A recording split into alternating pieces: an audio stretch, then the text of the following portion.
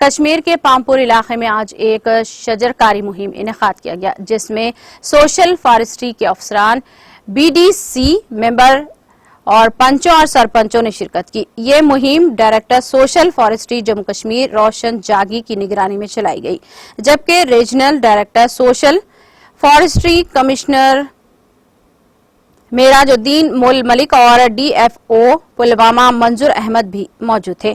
مہم کے دوران مختلف اقسام کے پودے لگائے گئے۔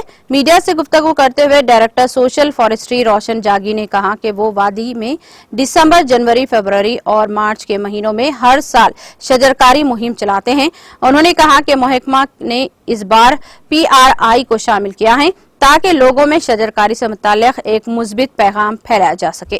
جاگی نے مزید کہا کہ مستقبل میں بھی اس طرح کے پروگرام جموں کشمیر کے دیگر مقامات پر بھی چلائی جائیں گی۔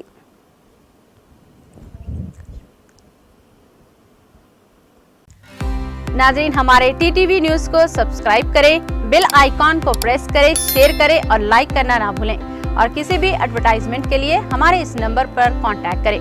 ہمارا نمبر ہے 9550102020 پر۔